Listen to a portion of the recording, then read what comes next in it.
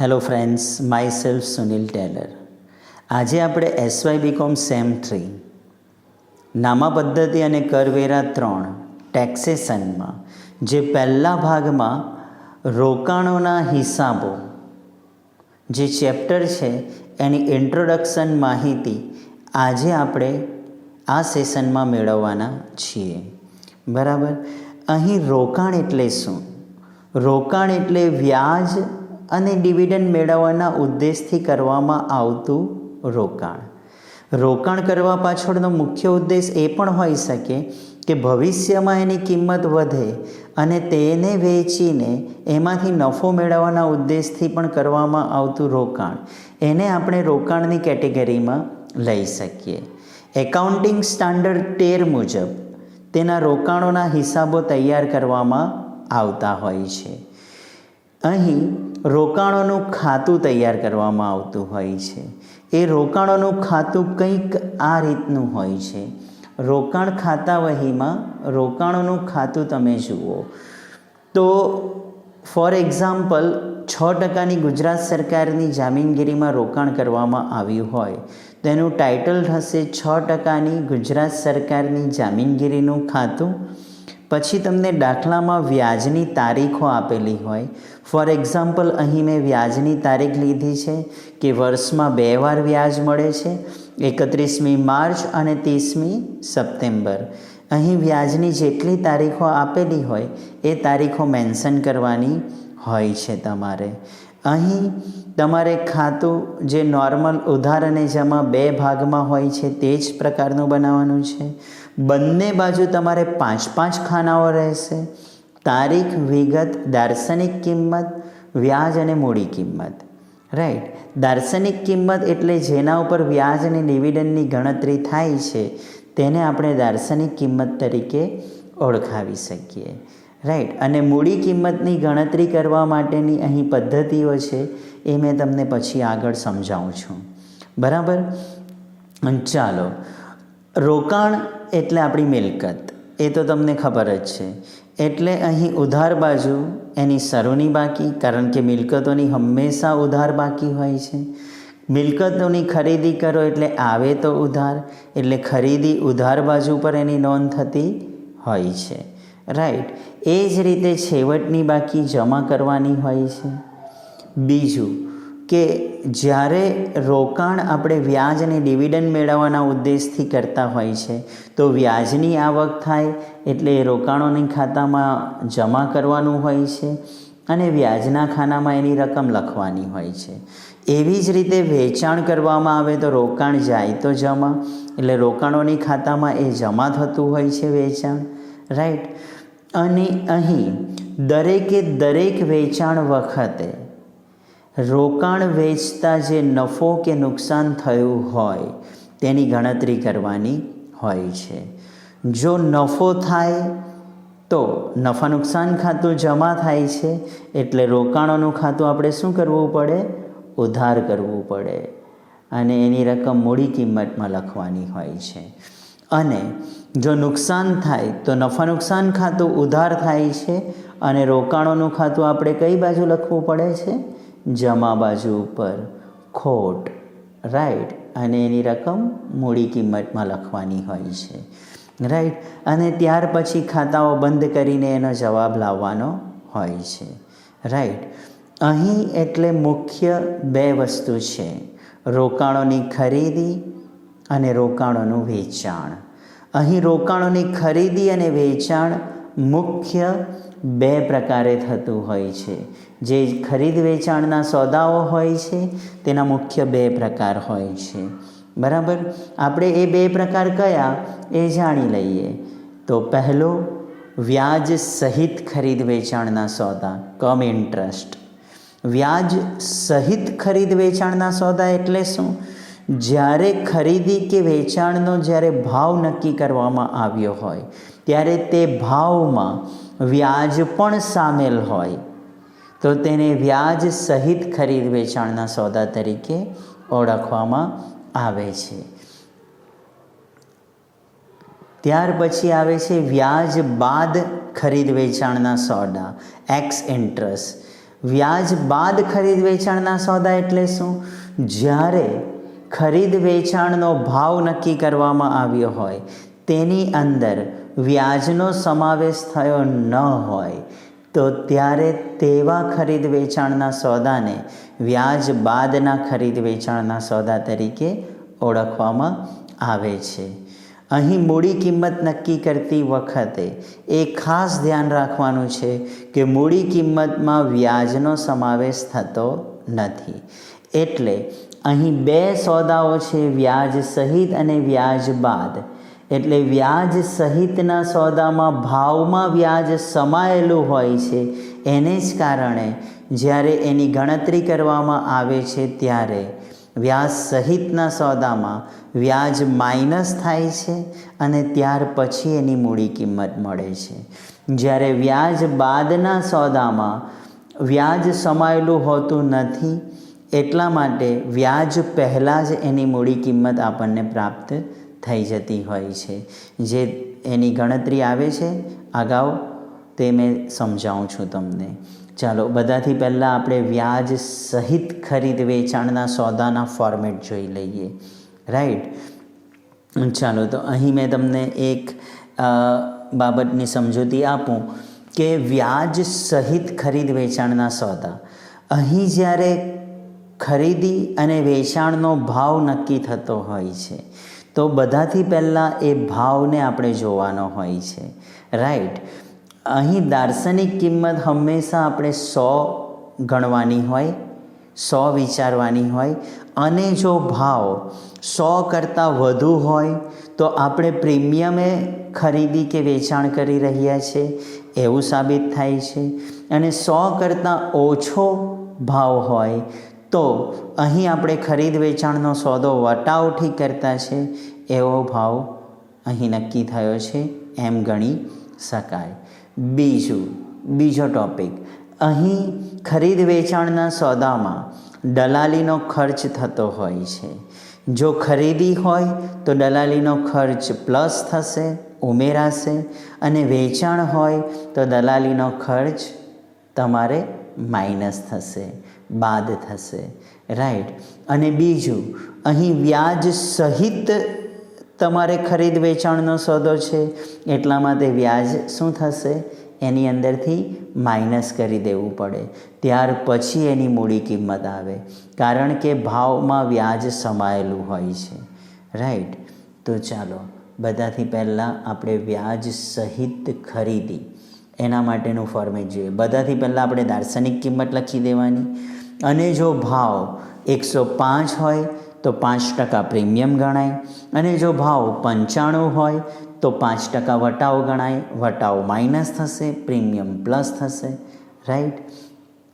એટલે plus or minus જે કંઈ પણ હોય તે કર્યા પછી આપણને જે આવશે તેનો ભાવ મળી જશે. ત્યાર પછી ખરીદી છે એટલે દલાલી શું થશે? પ્લસ.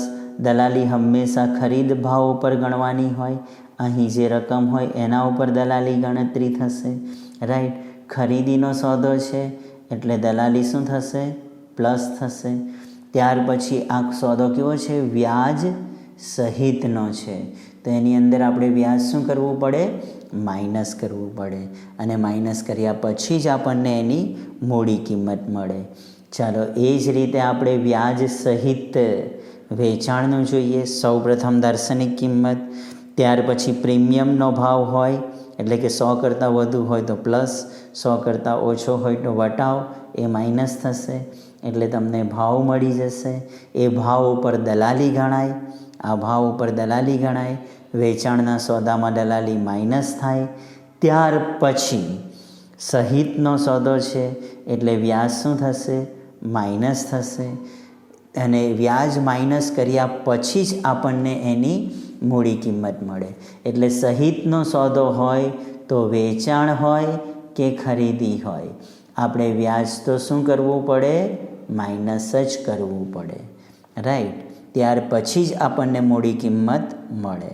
ચાલો હવે આપણે જોઈ લઈએ વ્યાજ બાદ ખરીદ વેચાણના સોદા. એમાં પહેલું વ્યાજ બાદ ખરીદી.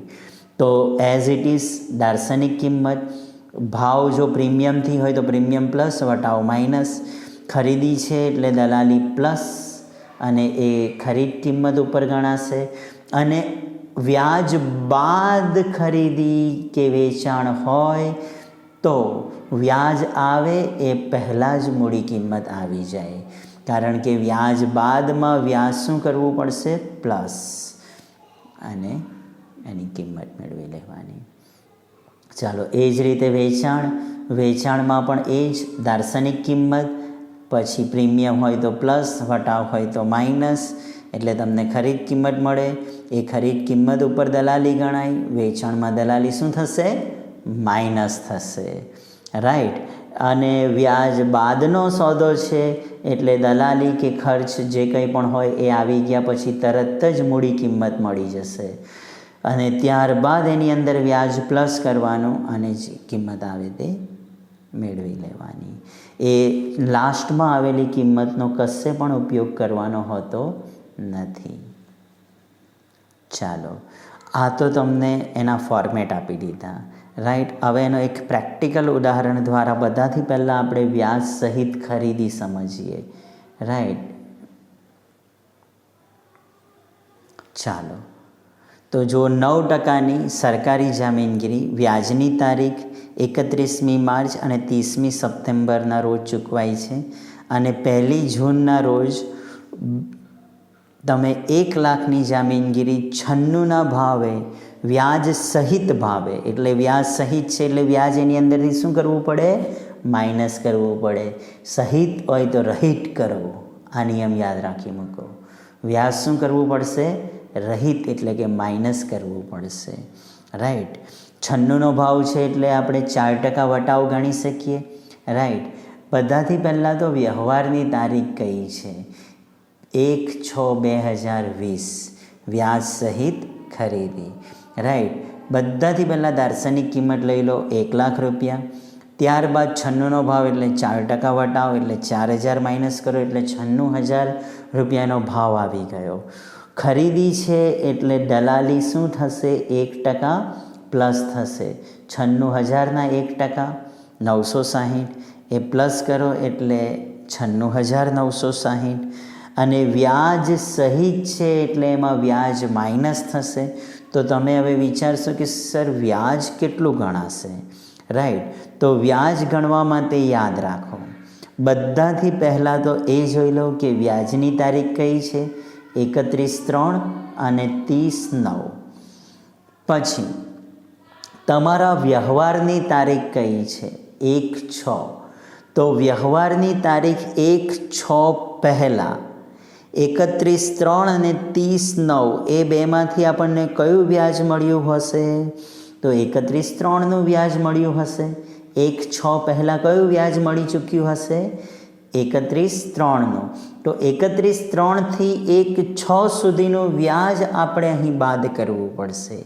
31/3થી 1/6 એટલે એપ્રિલ અને મે 2 માસનું વ્યાજ હંમેશા કઈ કિંમત ઉપર ગણાશે? દાર્શનિક કિંમત પર. વ્યાજના ટકા કેટલા છે? 9%, રાઈટ. એટલે 1 લાખના 9%, અને કેટલા માસનું? 2 માસનું. એટલે વ્યાજ કેટલું આવશે? 1500. એ વ્યાજ બાદ કર્યા પછી તમને મૂડી કિંમત મળી જાય 95,460. અને તેની નોંધ તમારે કરવી હોય તો ખરીદી છે એટલે રોકાણોના ખાતાની ઉધાર બાજુ. તમે જાણો છો તે મુજબ એમાં 3 ખાનાઓ હોય છે રકમ માટે. દાર્શનિક કિંમતમાં આપણે 1 લાખ લખીશું, વ્યાજમાં 1500 અને મૂડી કિંમતમાં 95,460. અને જો એની આમનોંધ પૂછેલી હોય તો એની આમનોંધ કંઈક આ રીતે થશે. જોઈ લો એની આમનોંધ. 9%ની સરકારી જામીનગીરી ખાતે ગુજરાત સરકારી જામીનગીરી ખાતે ઉધાર 95,460 મૂડી કિંમત લેવાની. વ્યાજ ખાતે ઉધાર વ્યાજની રકમ 1500 લેવાનું. તે બેંક ખાતે બેનો સરવાળો લઈ લેવાનો. એટલે અહીં તમારી આમનોંધ પણ થઈ જશે, બરાબર. ચાલો, હવે વ્યાજ સહિત વેચાણ. તો એ જ ઉદાહરણ રાખ્યું છે મેં કે 9% સરકારી જામીનગીરી છે, એના ઉપર 31/3 અને 30/9ના રોજ વ્યાજ ચૂકવાય છે. વ્યવહારની તારીખ જરા બદલી છે, એટલે તમે વધારે તમારું પણ માઇન્ડ તમે ચલાવી શકો કે 1/12 જો વ્યવહારની તારીખ હોય તો 1/12 પહેલાં બેમાંથી કયું વ્યાજ મળ્યું હશે? ઓફકોર્સ 30/9નું, રાઈટ. એટલે 30/9થી 1/12 સુધીનું આપણે અહીં વ્યાજ જોવાનું રહેશે, રાઈટ. ચાલો, 1,00,000 રૂપિયા દાર્શનિક કિંમત છે, 104નો ભાવ છે, 1% દલાલી છે. 104નો ભાવ એટલે 4% પ્રીમિયમ ગણાશે, બરાબર. વ્યાજ સહિત ભાવે વેચાણ, વ્યવહારની તારીખ 1/12/2020, દાર્શનિક કિંમત 1,00,000 પ્લસ 4% પ્રીમિયમ 4,000 એટલે 1,04,000. 1,04,000 ભાવ આવી ગયો, એના ઉપર દલાલી ગણાશે, વેચાણ એટલે -1% એટલે 1,040. એ બાદબાકી કરો એટલે 1,200, 1,02,960, રાઈટ. ત્યાર પછી વ્યાજની મેં તમને સમજૂતી આપી કે 31/12 તારીખ છે એટલે 30/9નું વ્યાજ મળ્યું હશે, 30/9થી 31/12 સુધીનું વ્યાજ ગણાશે, રાઈટ. એટલે ઓક્ટોબર, નવેમ્બર, ડિસેમ્બરની તો 1લી તારીખ છે એટલે 2 જ માસનું 1,09% ને 2 માસનું વ્યાજ 1,500.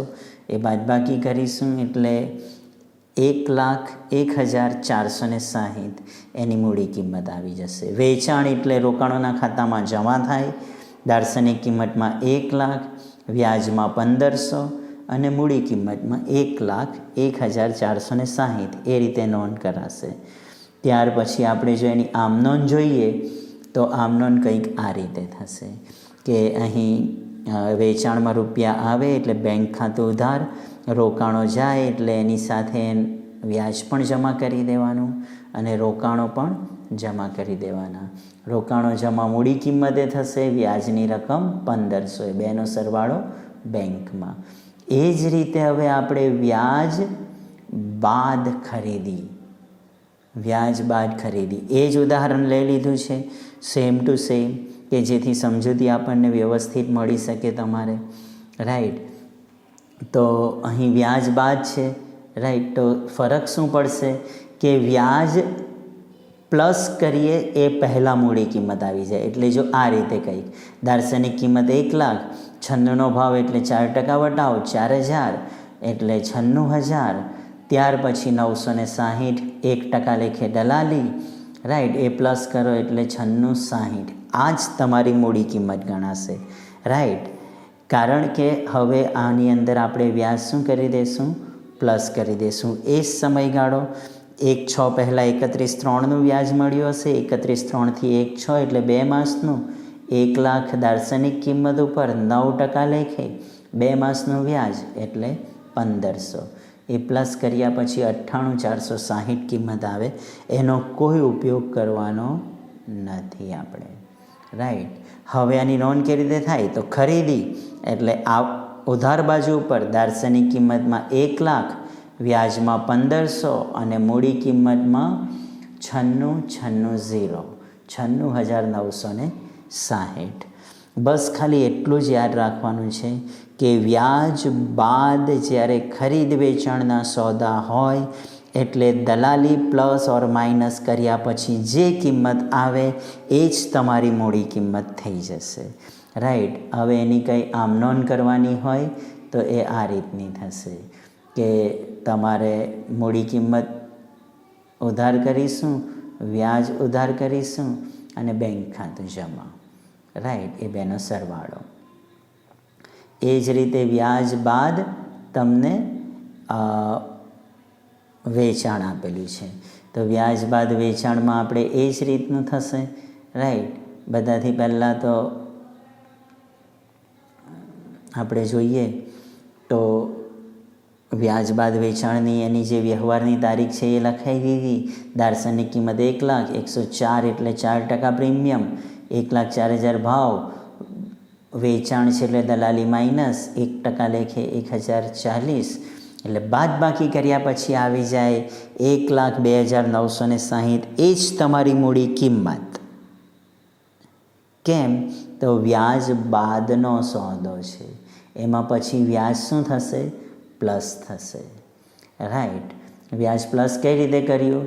તો 1/12 જે તારીખ છે એ પહેલાં આપણને 30/9નું વ્યાજ મળ્યું હશે, એટલે 30/9 થી 1/12 2 માસનું વ્યાજ 1500, રાઈટ. 1,09,000 2 માસનું વ્યાજ 1500.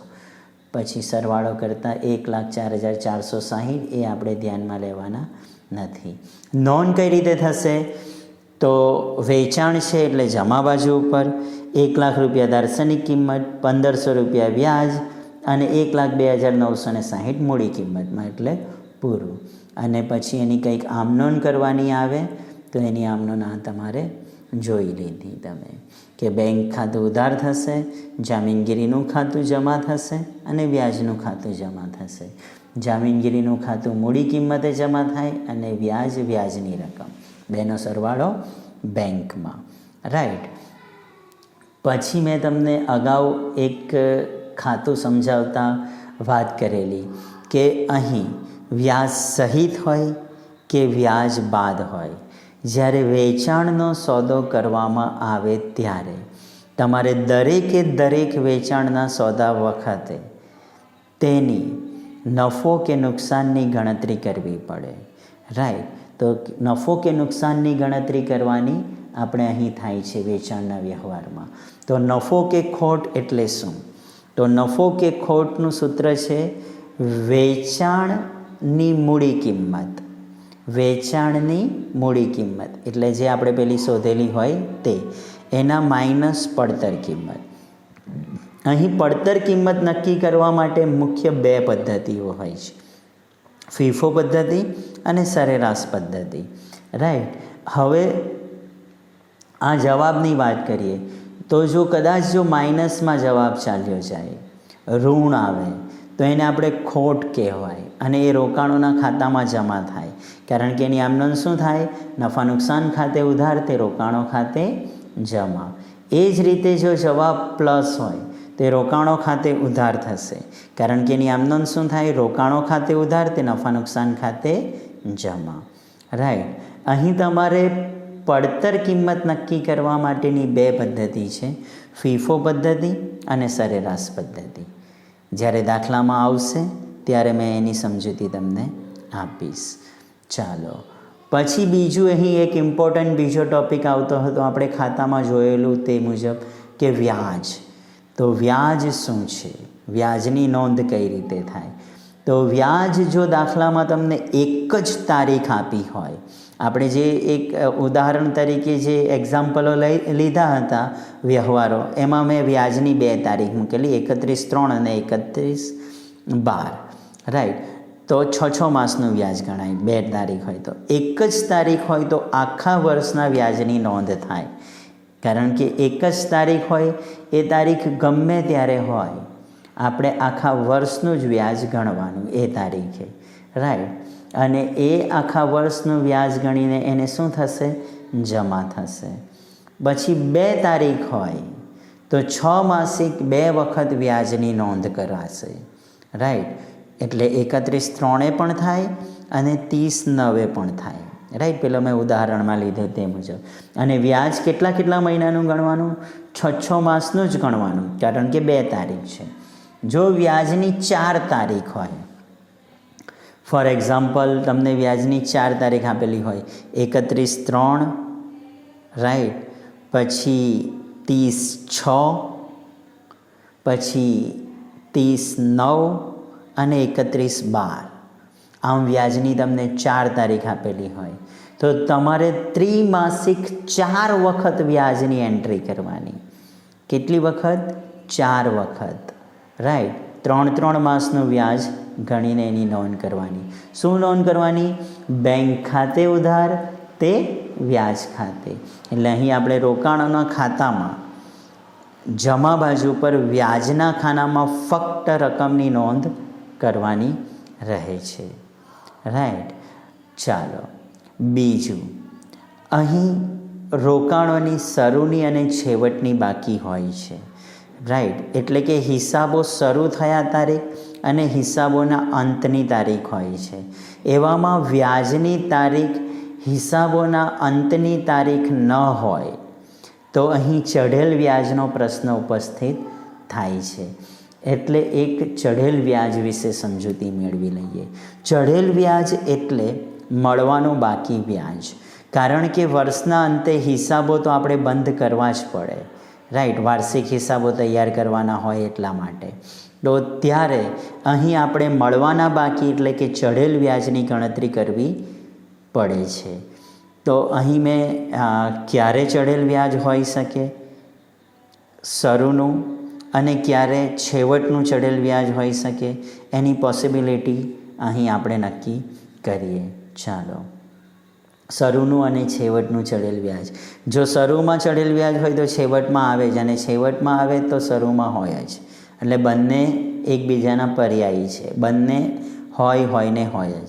શરૂનું બાકી ઉધાર બાજુ નોંધાય એટલે શરૂનું ચઢેલ વ્યાજ પણ ઉધાર થાય, કારણ કે એની જોડે જ હોય છે, રાઈટ. એનું અરવણિયું કહેવાય, એની સાથે જ એ હોય છે, રાઈટ.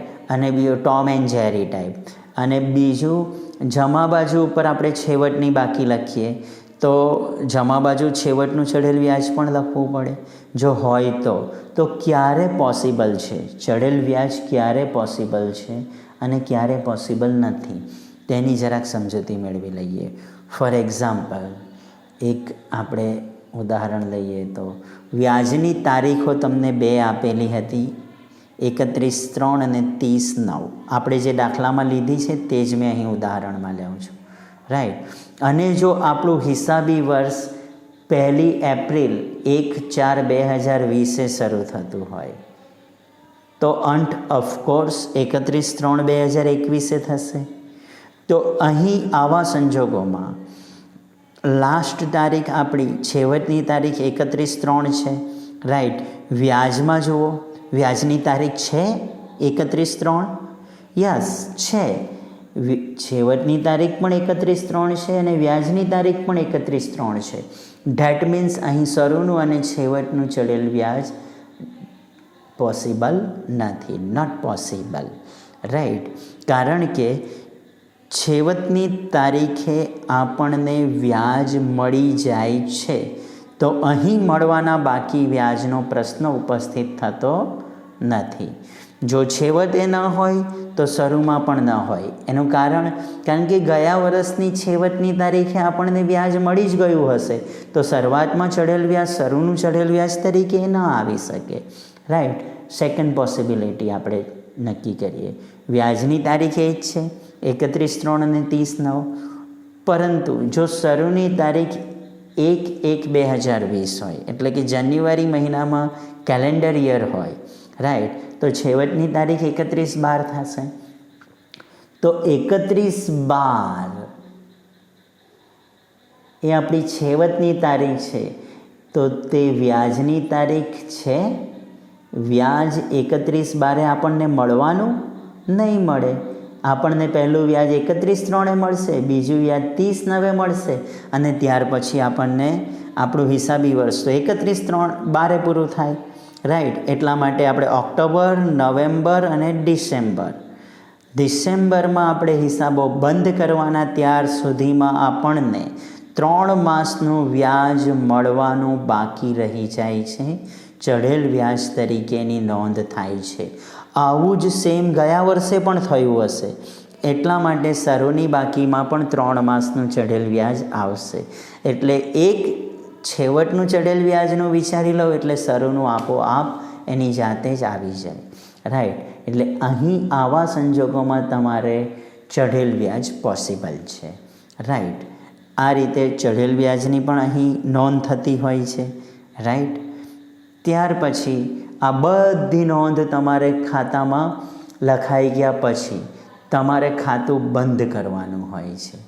જ્યારે તમે ખાતું બંધ કરો તો વ્યાજના ખાતાનો સરવાળો જમા બાજુ વધારે હોય છે તો વ્યાજના ખાતાનો સરવાળો ટોટલ મારો, બંને બાજુ પર લખી દો. પછી અહીં જે ડિફરન્સ રહે છે વ્યાજમાં તે વ્યાજ અને ડિવિડન્ડ ખાતે આપણે લખી દેવાનો હોય છે. તારીખ છેલ્લી જે હોય તે મારી દેવાની. પછી દાર્શનિક કિંમત અને મૂડી કિંમત, દાર્શનિક કિંમત અને મૂડી કિંમત એનું ટોટલ મારી દો. એનું ટોટલ મારી દીધા પછી જે બાકી રહે બંનેમાં તે તમારી છેવટની બાકી આ લઈ ગયા તરીકેની નોંધ થતી હોય છે. આ રીતે આખો સંપૂર્ણ દાખલો રોકાણોના હિસાબોનો ગણવાનો હોય છે AS 13 મુજબ. રાઈટ, બહુ જ ઇઝી ચેપ્ટર છે એનું. એમાં ગણતરી પણ ઇઝી છે. થોડી આ સમજૂતી શાંતિપૂર્વક તમે સમજી લેજો. પછી આપણે એક્ઝામ્પલ ગણીશું તો ઘણા સરળતાથી આપણે દરેક એક્ઝામ્પલ આપણે એને સોલ્વ કરી શકીશું. રાઈટ, આજનું સેશન આપણે અહીં પૂરું કરીએ છીએ. Thank you for the day.